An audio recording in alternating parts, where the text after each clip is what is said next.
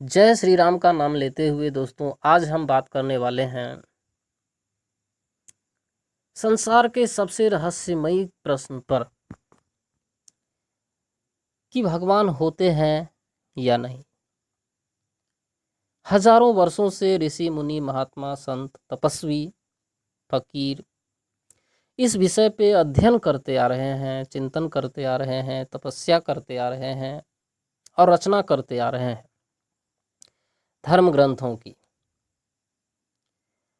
और इतने अध्ययन के उपरांत भी आज हम ईश्वर को पूर्णतः नहीं समझ पा रहे हैं। यह एक बहुत ही पेचीदा और रहस्यमयी बिंदु है। हम समस्त संसार उनको मानते हैं, उनका स्मरण करते हैं, उनका गान गाते हैं, बट स्पष्टतः आज तक कोई उन्हें ठीक से देख नहीं पाया है। उनको अनुभव तो किया है, ऐसे हुए हैं बहुत सारे जो उनको अनुभव किए हैं, लेकिन फिर भी हमारे बीच में ये एक बहुत ही रहस्य का विषय बना रहता है कि ईश्वर होते हैं या नहीं। तो दोस्तों आज हम उन्हीं रहस्य से पर्दा उठाने की कोशिश करूंगा जहां तक मेरा अनुभव है। इससे पहले हम कुछ बिंदुओं पे बात करेंगे, इसके बाद हम इस रहस्य से पर्दा उठाने की कोशिश करेंगे। दोस्तों हम लोग अपने जीवन को जीते हैं, हम सभी अपने जीवन को जीते हैं और कुछ प्रश्न करना चाहेंगे हम आप लोगों से कि अगर आपसे पूछा जाए कि क्या आप जन्म लेना पसंद करोगे, आप बच्चे होना पसंद करोगे, आप में परिवर्तन होते रहते हैं, आप फिर जवान हो जाते हो, फिर आप बूढ़े हो जाते हो और उसके बाद आप मर जाते हो, तो ये जो चक्र चलता है क्या ये आपको पसंद है? दोस्तों हमें उम्मीद है कि 90% लोगों का यही आंसर होगा कि वो इसे पसंद नहीं करते हैं, क्योंकि ये जो जीवन है ये दुख का एक सागर है। ये हम नहीं, ये हमारे ग्रंथ कहते हैं, ये हमारे मनीषी कहते हैं, जो विद्वान है, जो ज्ञानी है, वो कहते हैं कि जिंदगी जो है वह दुख का सागर है। और गीता में भी भगवान कृष्ण ने इस बात को पुष्टि किए हैं कि जो जीवन है वह दुख का सागर है। और हमारे जो ऋषि मुनि महात्मा हैं वो भी इसी प्रयत्न में लगे रहते हैं कि हमें जीवन मरण की जो चक्रव्यूह है, जो चक्र है, इस चक्र से हमें मुक्ति मिले और वो मोक्ष की कामना करते हैं। मोक्ष के लिए उनका ईश्वर का स्मरण करते हैं, उनका ध्यान करते हैं और उस स्तर की तपस्या करते हैं। तो हमारे बड़े बड़े ऋषि महर्षि सभी चाहते हैं कि हम इस जन्म मरण के चक्र से हमें मुक्ति मिले। तो इस तरह से जो बाकी के लोग हैं, मनुष्य हैं, वो भी नहीं चाहेंगे कि हमें बार बार जन्म लेना पड़े और बार बार मरना पड़े, क्योंकि ये एक दुखदाई है। हम लोग सुख का पीछा करते हैं, सुख की तलाश में दर दर भटकते हैं, कठिनाई उठाते हैं, झेलते हैं और हमें पता नहीं चलता, क्योंकि सुख एक मृग तृष्णा है, असल में सुख है ही नहीं। हम जिस चीज़ के पीछे भागते हैं वो चीज़ हमें मिल जाने के बाद जस्ट ही हमें फिर उन चीज़ों से मन भर जाता है और हमें फिर नई चीज़ की तलाश होती है और फिर वो भी मिल जाता है तो फिर मतलब नई नई कामना हमेशा जन्म लेती रहती है। तो ये जो कामनाएं हैं ये कभी ख़त्म नहीं होती और उस कामना को प्राप्त करने के लिए जो हम करते हैं वही एक दुख है। कामना पूर्ण हो जाने के बाद भी उसका दुख होता है, क्योंकि जहाँ कामना है वहाँ दुख भी है। कहने का मतलब जहाँ सुख है वहाँ दुख भी है। जब तक सुख है तब तक सुख है और जब जो सुख नहीं है तो फिर दुख हो जाता है। तो सुख दुख इस जीवन का एक सिक्के की भांति दो पहलू है। जीवन रूपी सिक्के की दो पहलू है। तो स्पष्ट है दोस्तों, अगर हम पूछें सर्वेक्षण करें और इस प्रश्न को लोगों से बारी बारी से पूछा जाए कि क्या आप अगला जन्म लेना पसंद करोगे, आप इस जन्म मरण के चक्रव्यूह में हमेशा आते रहोगे। तो हमें उम्मीद है दोस्तों, और हमने ऐसा किया भी है, अधिकांश लोगों का जवाब यही होता है कि नहीं, हम जन्म मरण के चक्र से अगर हमें मुक्ति मिल जाए तो ये हमारे लिए बहुत ही श्रेयस्कर होगा और आनंदप्रद होगा, क्योंकि सभी आनंद की तलाश में ही है। तो अब आप देख लो, स्पष्टतः आप देख सकते हो कि कोई नहीं चाहता है कि हम इस जन्म मरण के चक्र में फंसे और इस अधोगति को प्राप्त करें, इस दर्द को सहें, इस तकलीफ को सहें, इस दुख का जो सागर है इस सागर में गोते लगाए। इसके बावजूद भी हमें जन्म लेना पड़ता है। हम में परिवर्तन होते रहते हैं, हम देखते रह जाते हैं और हम कुछ कर नहीं पाते। हम चाहते हैं कि हम हमेशा सुंदर रहें, हमेशा जवान रहें, हमेशा चमकते दमकते रहें, खिलते रहें, लेकिन इसके बावजूद भी जो काल रूपी बुढ़ापा की जो झुर्रियां हैं, वो झुर्रियां हमारे मुखड़े पे आती रहती है और हम उसे देखते रह जाते हैं और हम इसे रोक नहीं पाते। तो न तो हम जन्म लेना चाहते हैं, लेकिन इसके बावजूद हमें जन्म लेना पड़ता है। इसके बाद फिर हम बालक होते हैं, फिर हम जवान होते हैं, हजारों कठिनाइयों को झेलते हैं और इसके बाद हम पे बहुत सारी जिम्मेवारियां आती है। फिर हम बूढ़े हो जाते हैं और फिर हम मर जाते हैं। ये सब न चाहते हुए भी हमारे साथ होता है। हम इन बातों को रोक नहीं पाते हैं और हम एक टक देखते रह जाते हैं और ये सब हो जाता है। पलक झपकते ही जिंदगी भी गुजर जाती है दोस्तों, और आप समझ नहीं पाते हैं और वो मौत का समय अभी आ जाता है जब यमराज आपको मृत्यु की पास में फांसने आता है। तो ये सब होता है, आपके न चाहते हुए भी होता है।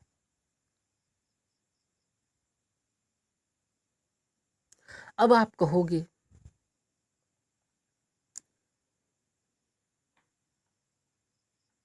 कि ऐसा क्यों होता है। तो देखिए दोस्तों, मैंने ये कहा था कि ईश्वर होता है या नहीं, इस प्रश्न का जवाब अब यही है। तो ये सब न चाहते हुए भी आप लोगों के साथ होता है।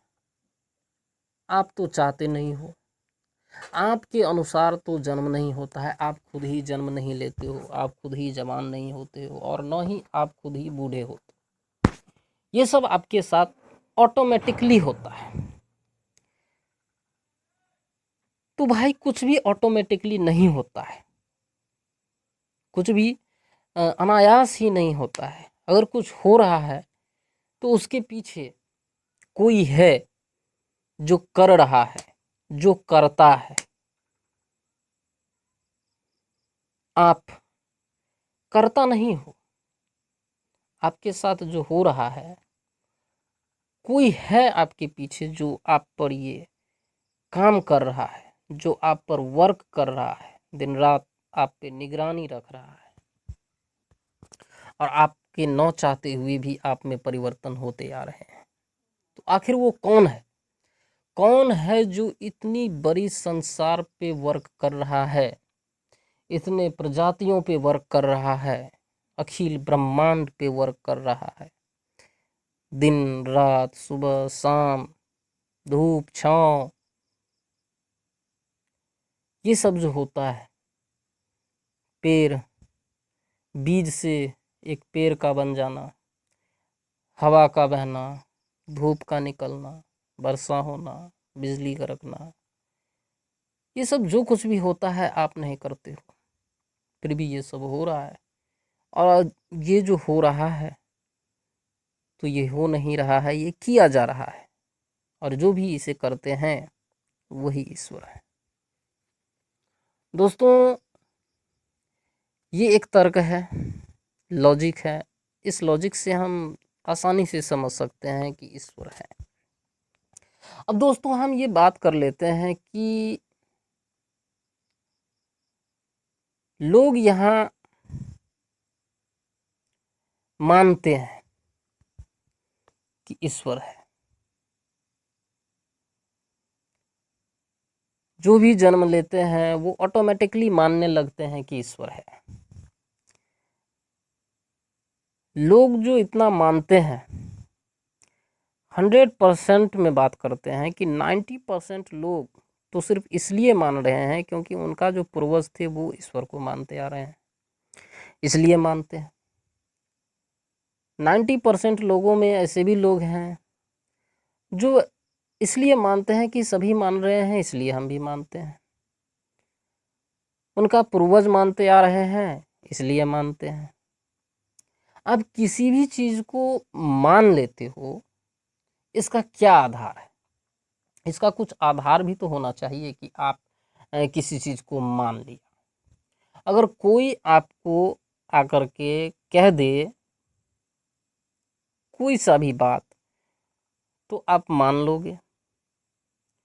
देखिए दोस्तों, किसी भी चीज को मान लेने का जो आधार होता है वो एक ठोस प्रमाण होता है, एक स्पष्ट प्रमाण होता है, जिसे आप अपने आंखों से देखते हो, जिसे आप अनुभव करते हो, महसूस करते हो, और इसके बाद आप किसी बातों को मानते हो। लेकिन दोस्तों, यही बात अगर ईश्वर के विषय में किया जाए तो 90% लोग ईश्वर को इसलिए मानते हैं कि उनका पूर्वज मानते थे, पूरा संसार मान रहे हैं इसलिए वे भी मान रहे हैं। बट ये उचित नहीं है। हम नहीं कहते हैं कि आप ईश्वर को मत मानो, बट आप अगर किसी चीज को मान रहे हो तो उसका कुछ स्पष्ट प्रमाण भी देखो, उन तथ्य को समझो, जानो, उसकी सच्चाई को समझो, उसकी सत्यता को देखो, और इसके बाद आप उस विषय को मान सकते हो। आप अनायासी किसी चीज को मान लोगे, ये तो एक मूर्खतापूर्ण बात है कि सब कर रहे हैं तो हम भी कर रहे हैं। ये तो मूर्खतापूर्ण बात हुई।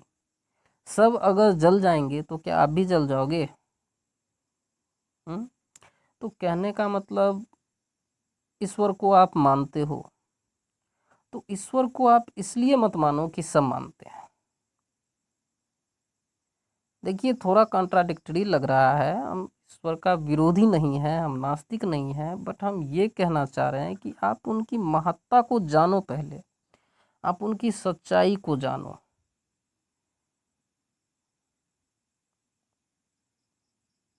और क्या है इनकी सच्चाई? तो आप देखो, आप इस संसार को देखो, आप अपने जीवन को देखो, आप अपने आसपास के परिवेश को देखो, इस वर्ल्ड को देखो, इस संसार को देखो, इसमें प्रतिक्षण होने वाले परिवर्तन को देखो, सूरज और चांद को देखो, सितारों को देखो, धूप छांव को देखो, हवाओं को देखो, लता पताओं को देखो, हजारों तरह के प्रजातियों को देखो, कीट पतंग से लेकर के पशु पक्षियां सभी। ये सब आपने नहीं क्रिएट किया है। और ये जितने भी चीज हैं वो खुद ही क्रिएट नहीं हुआ है। इस अगर कुछ क्रिएशन है, अगर कुछ उत्पत्ति हुई है, अगर कहीं कुछ क्रिएट हुआ है, तो जरूर उसके पीछे कोई क्रिएटर होगा जो क्रिएट करता है। तो ये स्पष्ट प्रमाण है कि आपके समक्ष जो इतनी घटनाएं हो रही है, दोस्तों, कोई भी जो घटना है वो घटना अनायास ही नहीं होता है, अचानक से नहीं होता है, कुछ भी भाग्य भरोसे नहीं होता है दोस्तों। जो भी होता है उसके पीछे किसी का रीजन होता है, उसके पीछे कोई रीजन होता है। तो इतनी सारी घटनाएं जो हमारे आसपास घटती है, होती आ रही है, उन सब के पीछे उसी क्रिएटर का हाथ है जो इस वर्ल्ड को बनाया, जो हजारों प्रजातियों को क्रिएट किया। तो इस तरह से हम इस निष्कर्ष पे पहुंच सकते हैं कि ईश्वर है और हम उनको मान सकते हैं। हम अनायास ही नहीं मान लेंगे, हम उन पे अध्ययन करेंगे, मनन करेंगे, चिंतन करेंगे और सत्यता की कसौटी पे पहुंचेंगे और इसके बाद हम मानेंगे कि हाँ, ईश्वर है। हमें भी डाउट था कि इतने लोग पूजा करते हैं, पाठ करते हैं, जप करते हैं, तप करते हैं और ईश्वर को मानते हैं, लेकिन हमें कहीं ना कहीं डाउट होता था कि ये लोग सिर्फ कह रहे हैं, अपने जुबान से लिखे हुए बातों को पे भरोसा कर रहे हैं, बट हम अपने हिसाब से अगर देखें तो मैंने देखा, इस वर्ल्ड को देखा, अपने जीवन को देखा, अपने आसपास की परिवेश को देखा, तो मैंने यही देखा कि सब नष्ट होने की कगार पर है। एक तरफ निर्माण हो रहा है, एक तरफ विनाश हो रहा है, और ये जो निर्माण और विनाश हो रहा है ये हम नहीं कर रहे हैं। इस धरती के ऐसा कोई प्रजाति ऐसा नहीं कर रहा है, ये सब घटनाएं प्रजाति पे घटित हो रही है। ऐसा लगता है मानो कोई प्रतिदिन अपने नियमित दिनचर्या के साथ इन पे वर्क कर रहा है, इनमें परिवर्तन ला रहा है, इनमें बदलाव ला रहा है, निर्माण का बदलाव, विनाश का बदलाव। ये जो बदलाव हो रही है, ये जो घटनाएं हो रही है, ये जो प्रतिक्षण काम हो रहा है, ये काम करने वाला कोई तो होगा। और ये जो बदलाव कर रहा है, निर्माण का बदलाव, विनाश का बदलाव, ये जो कर रहा है ये वही क्रिएटर है। और जो ये क्रिएटर है वही भगवान है, वही ईश्वर है, वही अल्लाह है।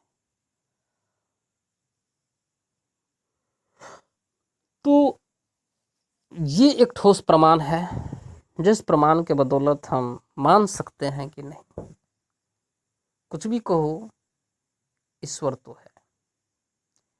तो दोस्तों, उम्मीद करता हूं कि आप लोगों को ये बहस, चिंतन और मनन अच्छा लगा होगा। और इसी तरह से और भी नए नए तथ्य, रहस्यमय तथ्य को जानने और समझने के लिए हमारे चैनल को सब्सक्राइब कीजिए, इसे लाइक कीजिए, शेयर कीजिए और सत्यता को हमारे